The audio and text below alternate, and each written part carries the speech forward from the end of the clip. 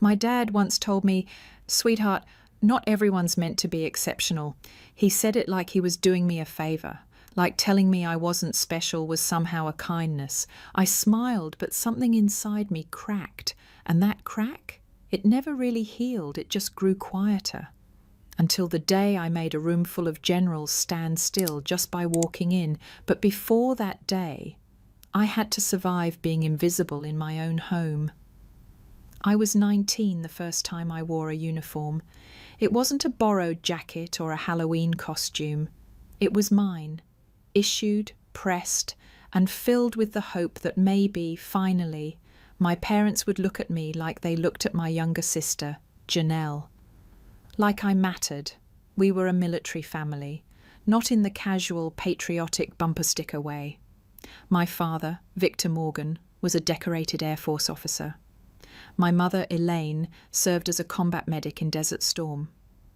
Growing up, our house had more framed medals than family photos, more silence than warmth. When I got accepted into the academy, I thought, this is it. This is how I finally earn my seat at their table. But I remember sitting on the porch that summer morning, beaming in my crisp cadet blues, when Dad handed me a mug of coffee and said, "Not everyone's meant to be exceptional, sweetheart. Someone has to support the stars." He didn't say it with spite. He said it like he was offering wisdom, but it landed like a bullet, because what he really meant was, "You're not the star." That sentence became the quiet soundtrack of every holiday, every visit. When Janelle made captain, they threw her a party with flags and cake. When I completed my first field exercise, they mailed me a congrats card 3 weeks late with my name spelled wrong. At the time, I laughed it off. That's what I always did. Smile, swallow it, stay quiet. I told myself it was just how they were, formal, old school, tough love. But truth is, you know when you're not wanted, even if no one says it out loud, especially when they don't. And if you've ever watched revenge stories, you know it's not always about payback. Sometimes it's about proving you were never the weak one. They just couldn't see you. That's what I wanted, not revenge, just recognition. But it turns out some people have to see you in uniform, standing next to a general, to finally understand they misjudged you all along. And me? I'd spend the next 20 years proving I wasn't the one who quit. They were just too blind to see what I became. The first time I realized I'd been erased was during a birthday slideshow. It was my mum's 60th, big celebration, extended family. The kind of party that required a tent rental and a Costco cake the size of a coffee table. Someone had made a digital photo reel, Elaine through the years. There were baby pictures, high school, military graduation, wedding, all of it. And of course the family years. I watched as slide after slide flickered by. Dad with Janelle on his shoulders, Janelle's graduation, Janelle in uniform, Janelle on the porch holding a flag. Me? I was in one photo, 2004, West Point summer program, and even then I'd been cropped out, neatly, casually, like trimming a corner off a page. "We just needed it to fit the frame," my aunt said when I noticed. You ever get that feeling that you were once part of something, but somewhere along the way they edited you out, so gently you almost didn't feel it?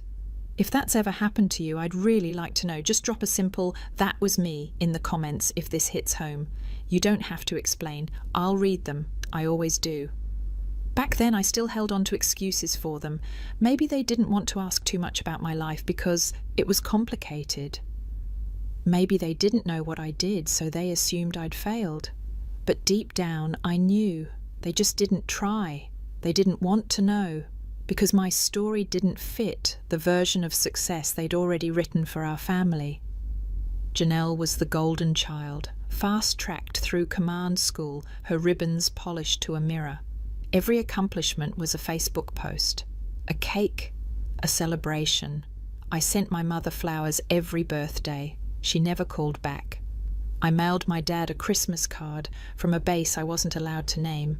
It came back. Return to sender. Wrong address, they said. But I didn't stop, even when they stopped including me in group texts. Even when they introduced me to a distant cousin as, "This is Adrienne. She used to be in the military. She's doing admin now, I think." Like I was a line in a story someone didn't finish writing. Like I didn't exist outside their memory of who they thought I was. But I kept showing up, quietly, without expecting a seat. Because a part of me still hoped maybe one day they'd see past the version they created and actually ask me who I really was. The invitation didn't say we'd love to have you. It just said, Janelle's promotion is next Friday. If you're coming, try not to wear anything weird. Don't draw attention. No, hope you can make it. No, it would mean a lot to your sister. Just rules, expectations, like I was an outsider they had to manage, not someone they missed. Still, I packed a bag, not because I expected warmth, not because I thought my parents would finally see me, but because a part of me needed to know if I stood quietly in front of them, would they even recognize me anymore? I drove 10 hours straight, the same route I used to take coming home for holidays, back when I still thought home meant something. Nothing had changed. Same beige siding, same flag flapping on the porch, same worn-out porch swing that creaked like it carried old secrets. Inside, the house smelled like lemon cleaner and military order. My mum was at the dining table placing name cards. She didn't look up when I entered, didn't say hi, just, "Go change. You're sitting next to Janelle tomorrow. Please don't interrupt her speech." That was my welcome. My dad came in next. He gave me the same nod he'd give any junior officer retiring early. Polite, efficient, hollow. "Good. You made it," he said, eyes already drifting past me. That night, Janelle made her entrance like a general coming down the runway. Dress blues perfect. Smile rehearsed. She kissed hands, accepted praise, poured wine like a hostess who never spilled anything. When she finally acknowledged me, she gestured half-heartedly. "This is my sister Adrienne. She was in the military for a bit. I think she works in admin now." The group chuckled. Not in malice, just in that quiet social way people laugh when they don't care if they're hurting you. A cousin leaned in and whispered, "VA office, right? Better than nothing, I guess." I didn't answer, didn't smile, because I've learned silence holds its own kind of dignity, especially when the truth can't be told, especially when it wouldn't matter if it was. That night, I lay in the guest room, staring at the ceiling. My dress uniform stayed folded in the bottom of my bag. Instead, I picked out a neutral blouse and slacks. Quiet clothes for a quiet ghost. The next day, I'd sit through their ceremony. I wouldn't clap louder than expected, wouldn't speak out of turn, but inside me something had shifted. I wasn't angry. I was just done, trying to earn space in a room they'd already decided I didn't belong in. Fort Campbell's main auditorium looked exactly how I remembered it. Polished floors, spotless flags, rows of folding chairs assigned with sharp, bureaucratic precision. My name wasn't on any chair. Instead, I was seated 3 rows from the back, sandwiched between someone's cousin and a woman wearing too much perfume. The label taped to our row read, "Family, unassigned," a quiet way of saying, "You're here, but not really." Janelle stood front and centre. Her uniform gleamed, not a wrinkle in sight. You could tell she'd practiced this moment in the mirror, chin up, shoulders square, expression just humble enough to seem likeable, but firm enough to demand respect. She began her speech, smooth as a press release. Loyalty, perseverance, duty. All the right words in the right order. But beneath them I could hear what she wasn't saying. I was the ghost in the back row, until the doors opened. Footsteps, heavy, steady. A man in full dress uniform entered, silver stars catching the light, General Hammond. He paused at the aisle, scanned the room, and locked eyes with me. Time didn't slow down. It stopped.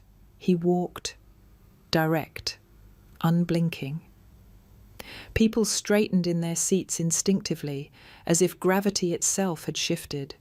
He stopped right beside me, raised his hand in a sharp salute, and said, loud enough for every single soul in that room to hear, "Ma'am, General Morgan, an honour." You could have heard a breath drop. Janelle froze mid-sentence. The note card in her hand trembled. I stood, slow, calm, measured, and returned the salute.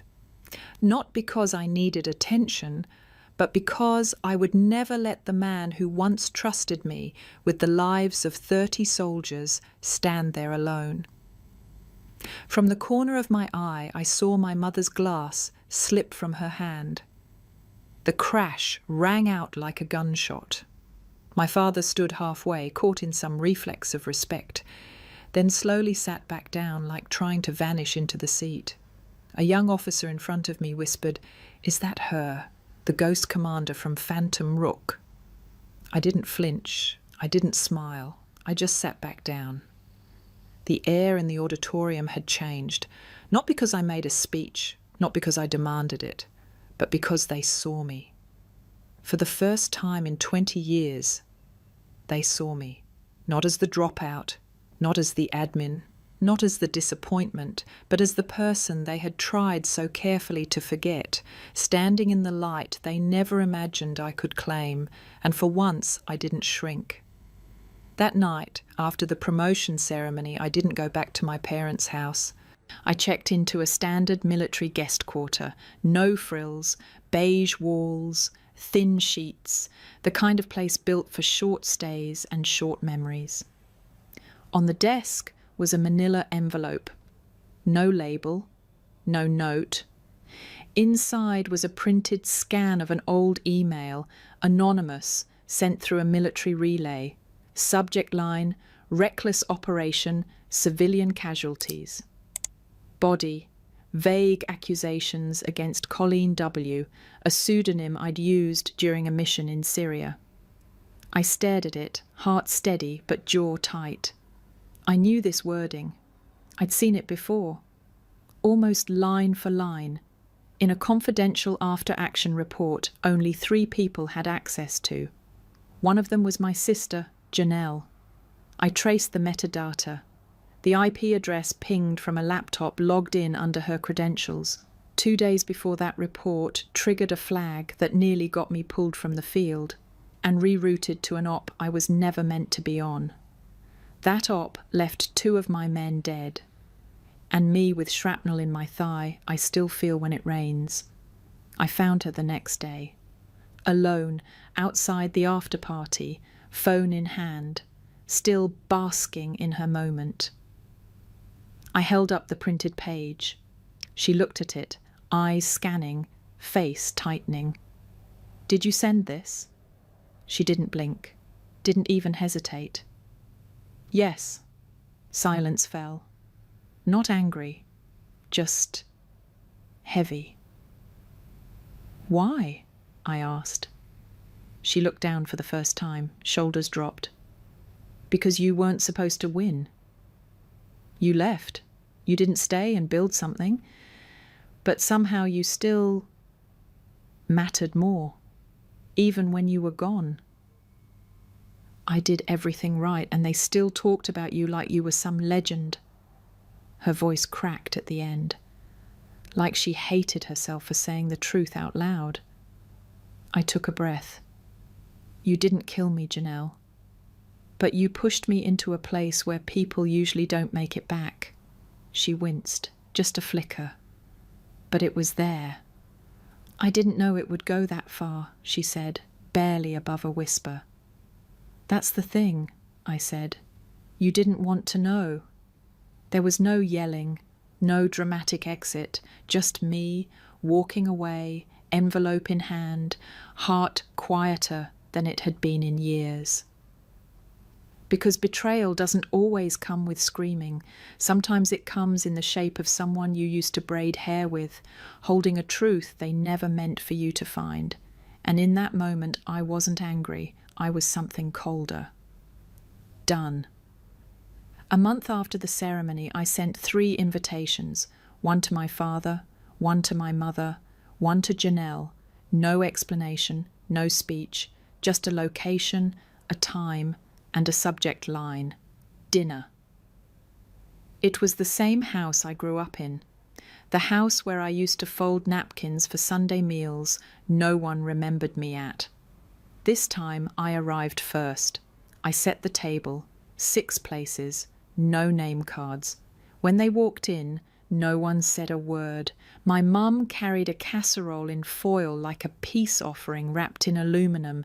My dad looked stiff. Janelle looked tired. We sat. I didn't toast, didn't small talk. I just said, I didn't call this dinner for apologies. I called it to speak the truth. And so I did. I told them I didn't quit West Point. I was recruited quietly, permanently, into a program that doesn't send graduation photos. I told them I'd spent 6 months underground coordinating a hostage extraction they'll never read about. I told them I gave an order once that cost me sleep for years and saved 3 dozen lives. I didn't share those things to boast. I shared them because they never asked. My mother's eyes welled. Janelle stared at her plate. My dad sat motionless, his hands folded. Then he asked, almost inaudibly, "Why didn't you ever tell us?" I looked at him. "Because you never would have believed me." I reached into my bag and slid the envelope, the one with Janelle's email, across the table, not as an accusation. "I didn't keep this to hold it over you," I said. "I kept it to remind myself how easily we can hurt each other when we stop seeing." No one responded. Janelle stood, walked over. She didn't say a word. But she placed her hand on my shoulder, and for once, that was enough. Before they left, my dad picked up an old photo from the mantel. "This one's missing someone," he said. He set it down. "We'll take a new one." If you've ever felt invisible around your own family, like the room had a version of you they preferred over the real one, I see you. And if this story hit close to home, just let me know you're out there. You don't need to explain. Just say, "Still here." I'll know what it means.